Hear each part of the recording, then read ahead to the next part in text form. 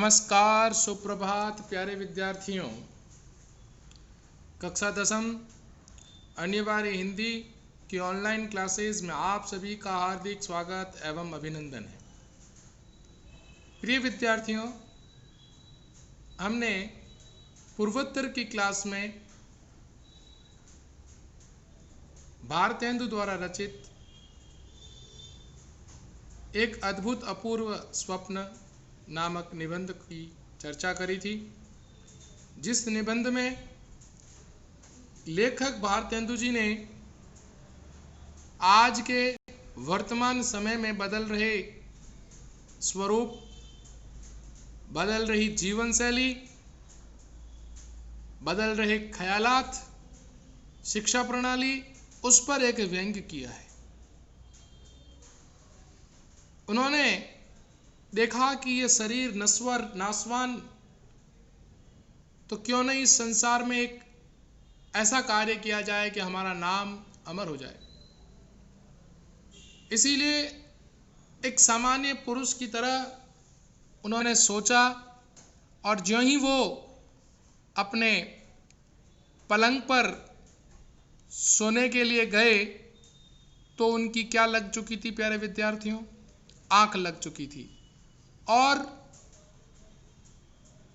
उनके आंख लगने पर उन्होंने जो स्वप्न देखे, उन स्वप्नों में उन्होंने यही निर्णय लिया कि मनुष्य को समय रहते ही संसार में अपनी अमिट छाप छोड़नी है, और अमिट छाप छोड़ने के लिए उसे अनेकों कर्म करने पड़ेंगे, और वो कर्म उसके व्यवहारगत और तर्क संगत होने चाहिए। प्यारे विद्यार्थियों, उन्होंने सोचा कि देवालय बना लिया जाए, लेकिन देवालय का भी उन्होंने विचार त्यागा, क्योंकि आज की शिक्षा प्रणाली में अंग्रेजी भाषा घर कर गई, और अंग्रेजी भाषा के अत्यधिक प्रयोग होने से लोगों का विचार, लोगों के मन के भाव बिल्कुल बदलते नजर आ रहे हैं। लोग कोई मंदिरों की तरफ आंख उठाकर नहीं देखेंगे, उनके बारे में बातचीत नहीं करेंगे, उनको केवल दूसरा ही क्षेत्र दिखाई देगा। फिर उन्होंने सोचा, क्यों नहीं मैं एक विद्यालय की स्थापना कर लूं, जिससे विद्यालय की गुणवत्ता के माध्यम से लोगों को फायदा पहुंचाया जा सके। प्यारे विद्यार्थियों, उन्होंने पाठशाला भी खोल दी।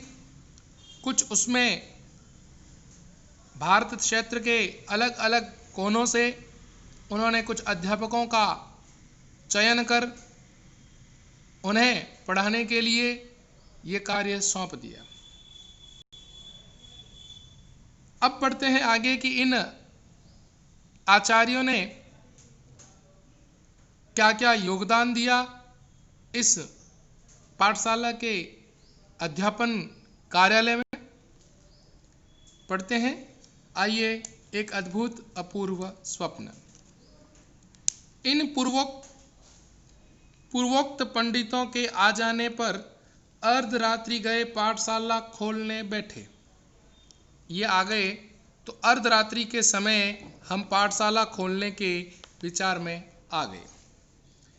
इस समय सब इष्ट मित्र यानी प्रिय मित्रों के सम्मुख उस परमेश्वर को कोटि धन्यवाद दिया, उस परमात्मा को कोटि धन्यवाद दिया जो संसार को बनाकर क्षण भर में नष्ट कर देता है, और जिसने विद्याशील बल के सिवा मान, मूर्खता, परद्रोह, पर निंदा आदि परम गुणों से इस संसार को विभूषित किया है।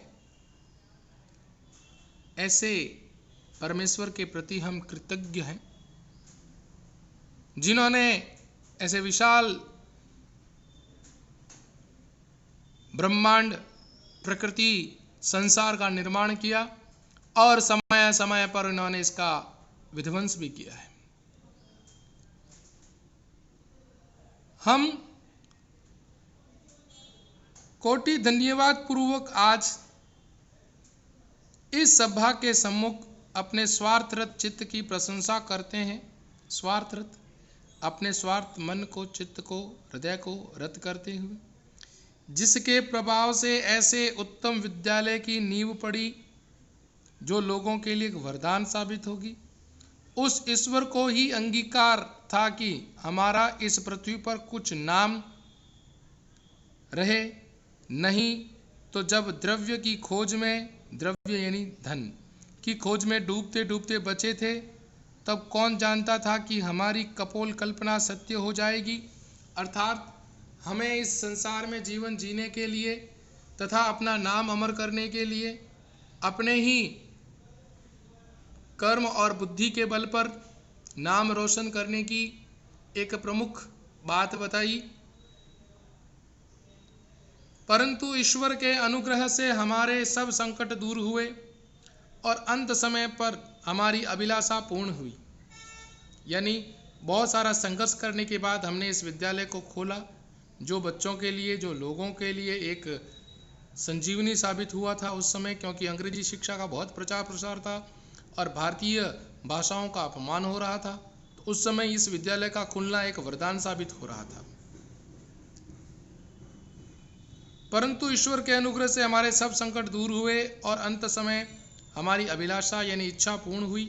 हम अपने इष्ट मित्रों की सहायता को भी न भूलेंगे कि जिनकी कृपा से इतना द्रव्य हाथ आया, यानी धन हाथ आया, कि पाठशाला का सब खर्च चल गया और 10-5 पीढ़ी तक हमारी संतान के लिए भी बचा रहा। यानी खूब उन्होंने धन दौलत कमाया। हमारे पुत्र परिवार के लोग चैन से हाथ पर हाथ धरे बैठे रहे, यानी उन्हें किसी प्रकार का कोई कर्म करने की आवश्यकता नहीं रखी और सारा ही एक दिन में उन्होंने कार्य कर दिया। कहने का तात्पर्य, प्यारे विद्यार्थियों, ध्यान रखना,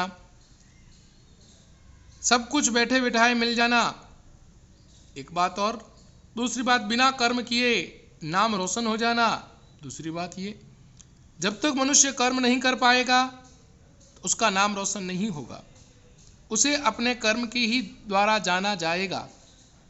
प्यारे विद्यार्थियों, बिना कर्म किए कभी किसी व्यक्ति को प्रसिद्धि प्राप्त नहीं होती।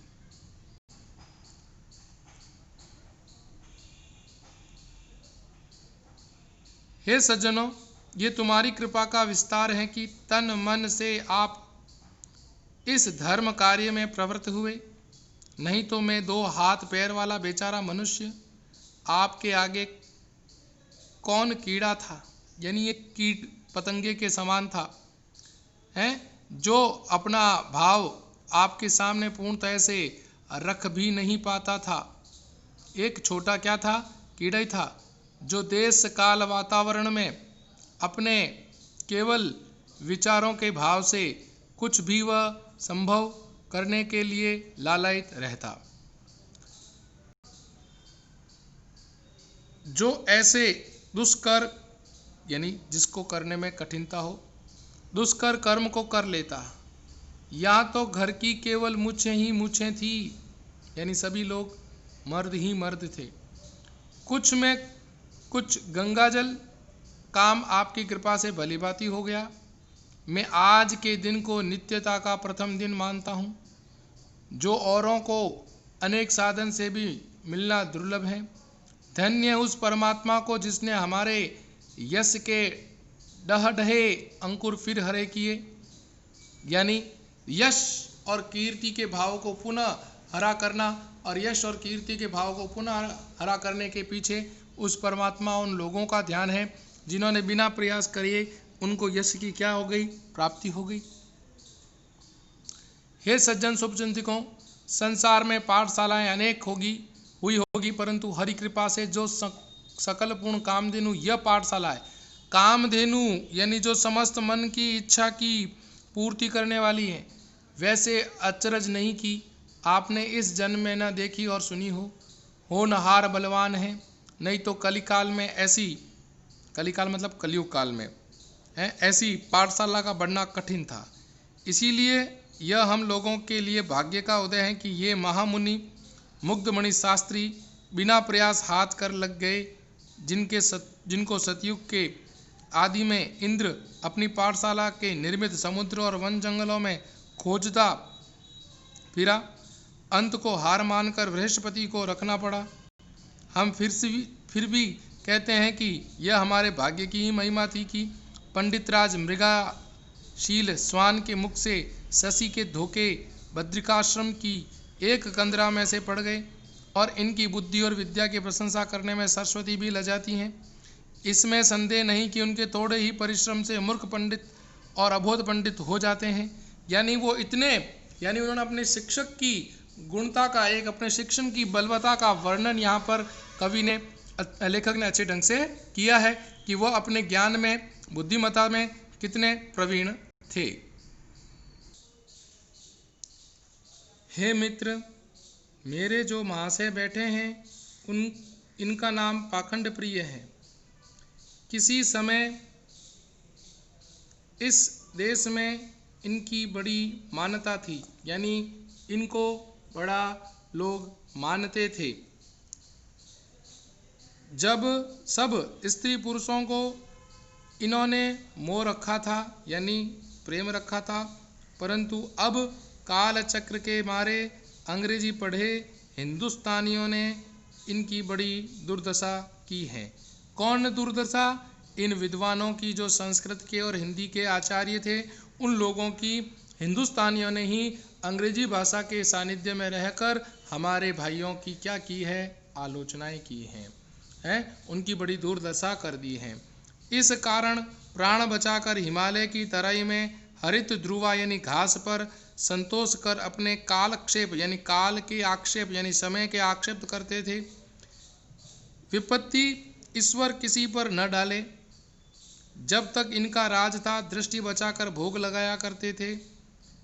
कहाँ अब स्वाल श्रृंगाल के संग दिन काटने पड़े, परंतु फिर भी इनकी बुद्धि पर पूरा विश्वास है कि एक कार्तिक मास में इनको सिर्फ रह जाने देंगे तो हरि कृपा से समस्त नवीन धर्मों पर 5-4 दिन में पानी फेर देंगे। यानी अगर ये पुनः इस साहित्य में आ जाएं और पंडित मृगयाशील वापस पुनः अपने पूर्व के युग में आ जाएं तो वो दिन दूर नहीं प्यारे बच्चों कि वो अपने ज्ञान से सभी के साथ शास्त्रार्थ करके उनको हरा ना बैठे। इनके ही एक मित्र जो हिमालय की कंदराओं में मिले थे वो थे पंडित प्राणातंक प्रसाद। वह भी एक प्रशंसनीय पुरुष हैं। जब तक इस घट में प्राण है तब तक न किसी पर इनकी प्रशंसा बनी पड़ी न बन पड़ेगी। ये महावैद्य के नाम से इस संसार में विख्यात है। महावैद्य यानी वैद्य ज्ञान यानी चिकित्सा ज्ञान के अंतर्गत वो बहुत अत्यधिक क्या है? प्रसिद्ध हैं।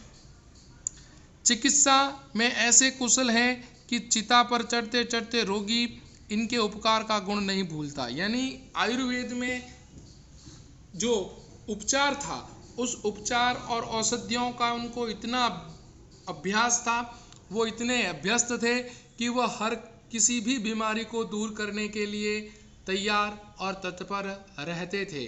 उनके मात्र औषधि के सब कुछ कार्य यूं ही क्या हो जाते थे प्यारे बच्चों? सरल हो जाया करते थे। ठीक है, तो ऐसे थे पंडित प्राणांतक प्रसाद जो एक आयुर्वेदाचार्य के नाम से भी जाने गए हैं। मनुष्य ही कितना ही बड़ा रोगी क्यों नहीं हो, क्षण भर के में स्वर्ग के सुख को प्राप्त होता है। जब तक औषधि नहीं देते केवल उसी समय तक प्राणी के सांसारिक व्यथा लगी रहती हैं। आप लोग कुछ समय की अपेक्षा कीजिए, इनकी चिकित्सा और चतुराई अपने आप प्रकट हो जाएगी।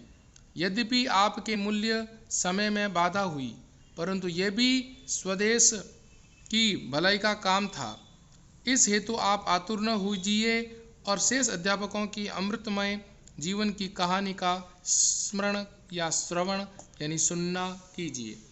यानी प्राणांतक वैद्य ऐसे थे जो इस समय अंग्रेजी दवाखानों के सामने औषधालय और औषधियों का ज्ञान रखने वाले एकमात्र बड़े विद्वान थे।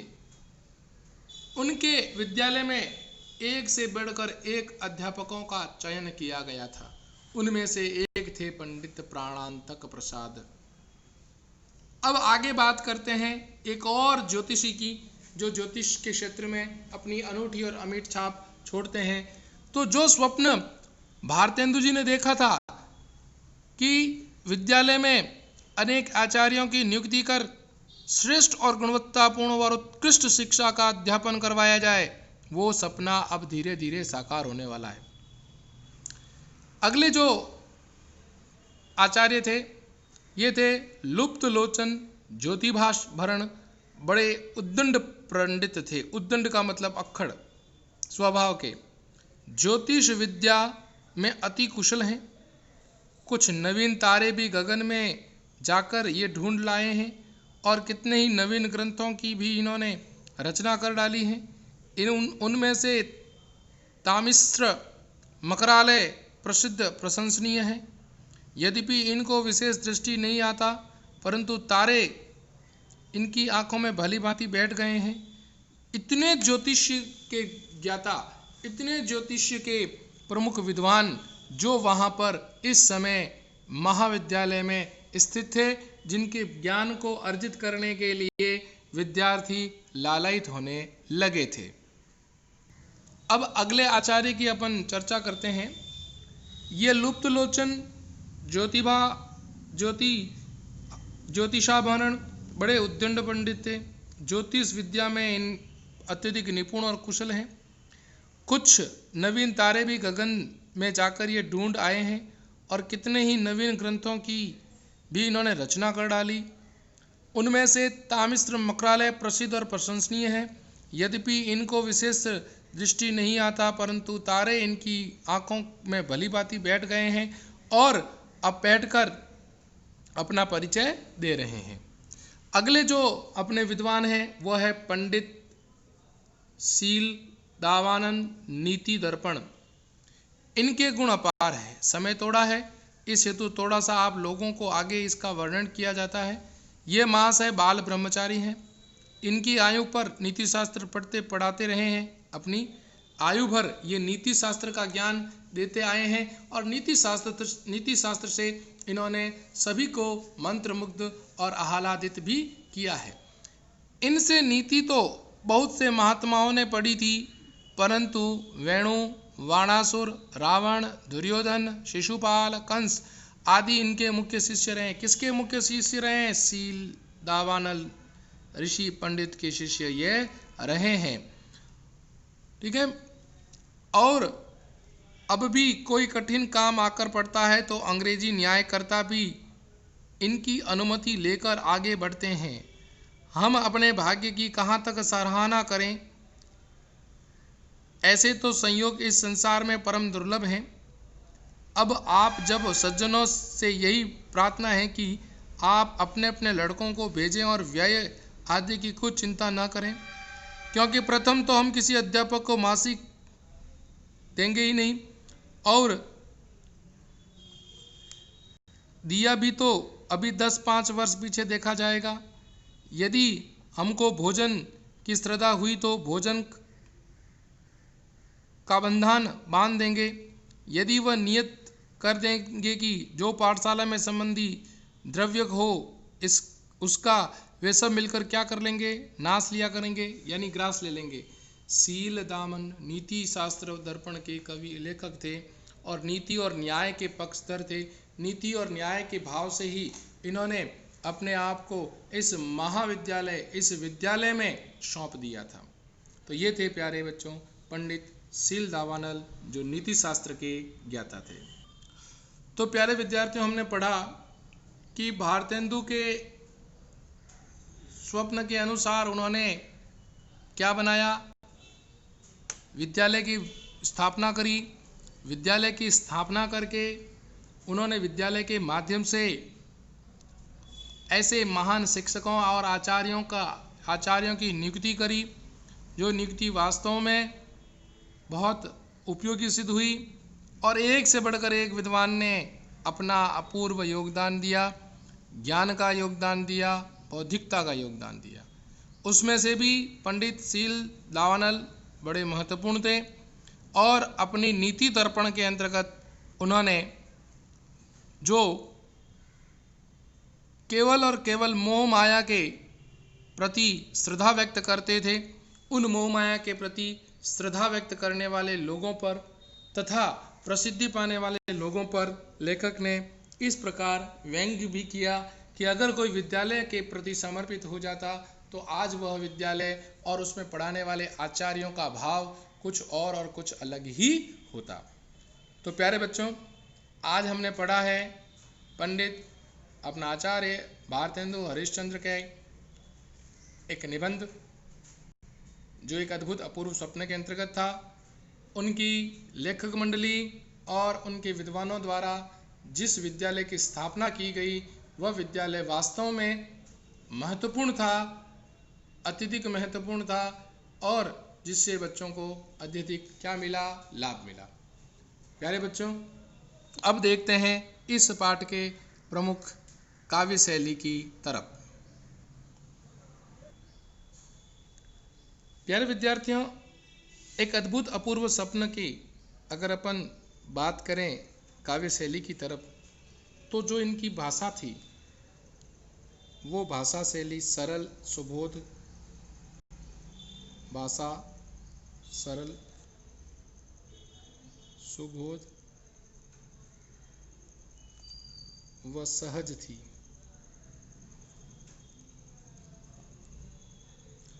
दूसरी बात करें तो इन्होंने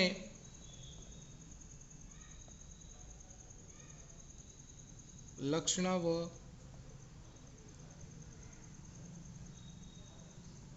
व्यंजना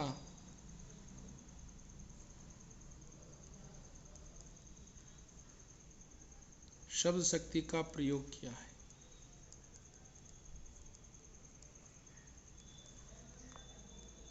इन्होंने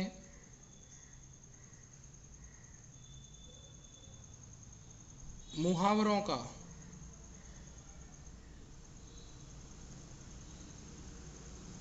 सुंदर प्रयोग किया।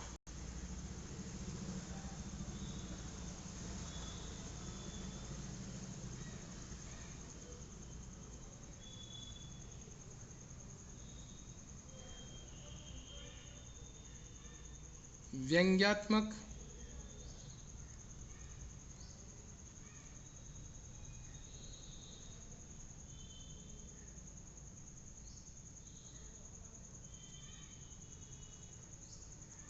काव्य शैली का प्रयोग किया।